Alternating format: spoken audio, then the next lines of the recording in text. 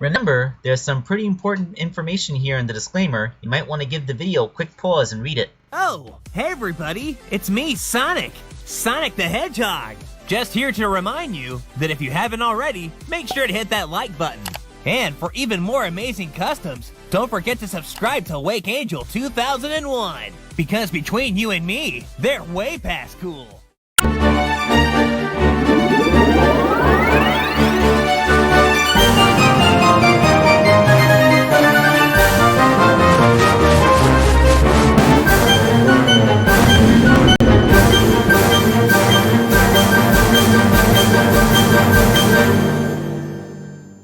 Hello my friends, this is Wake Angel 2001 coming at you with a figure for Repeat Commissioner B. Serrano.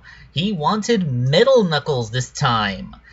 So Metal Knuckles is a character that I've made several times before, and he is also one that has a few appearances. I think this time I'm going with a more Archie comic accurate look for him. So like no rocket booster like he has in the video games, but otherwise it's still pretty much mostly the same. The base figure is of course a Knuckles figure. This is actually a character that doesn't change frame too much. In fact, I think all told it only took me about 2, maybe 3 days to make this one. Mostly because like there's very little actual sculpting that needs to be made, especially because I have those 3D printed forearms for the figure now, which no matter how many times I look at it, they still kind of look like slightly squashed cereal boxes with punch daggers stuck on the end. That's just really weird the way that Metal Knuckles' arms look. I guess you could also call them squared off Popeye arms. They kind of have that kind of deal going on. Alright, so let's talk about the modifications. The head was simple enough. I had to stick it in boiling water to soften it up and then peel the dreadlock parts away from the face part. On this figure it was a little bit difficult because as you can see from all that flashing, there was quite a bit more glue on here than average. But all I had to do after that was cut the nose off and stick in this little toothpick to make the pointy robot nose. Paint it up, it doesn't look like much yet. Oh, and you can see the little bolts sculpted onto his cheeks because metals have little bolts on their cheeks because, I don't know, I guess it's just an aesthetic thing.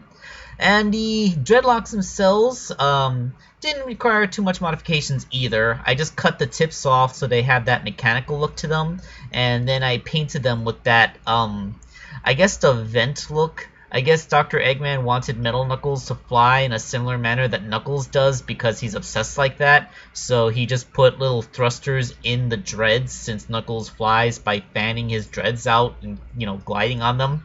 Because, sure, why not? Then I just had to reattach the face part to the dreadlock part, and yeah, that's your Metal Knuckles head. It's actually pretty quick and simple. And again, like, just taking a quick look at the forearms, I just had to, you know, paint those parts that I 3D printed, paint the rest of Knuckles' arms silver, and then drill a big old hole and stick the forearm into it. This time I did not use any adhesive to get those forearms in there, so in principle he has wrist swivels this time, but I don't want to do them too much because the insides of the blocks are kind of sharp, and I fear that if you go moving them around too much as wrist swivels, they'll cut into the forearms and damage them, so it's probably just better to keep them like this even if they're not being held on by glue. If they fall off, just use a little bit of glue, but you know, they haven't even shown signs of being loose yet. The body was a very, very simple mod. All I had to do was cut the tail off and sculpt over the scar with a bit of epoxy. And when I repainted it, I painted Knuckles' guardian mark to go all the way up to the shoulders. That's the way it looks on the Metal Knuckles concept. And the legs are actually where most of the modification goes in, aside from the head. And even then, like, I cut off the Lego brick things that fasten the top of the shoe together, and then cut into the base of the sole like this to create that segmented look that Metal Knuckles has.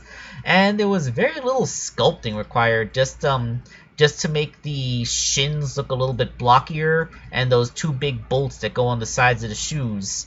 That combined with a repaint job creates, you know, the look of a Metal Knuckles leg. It's actually really simple.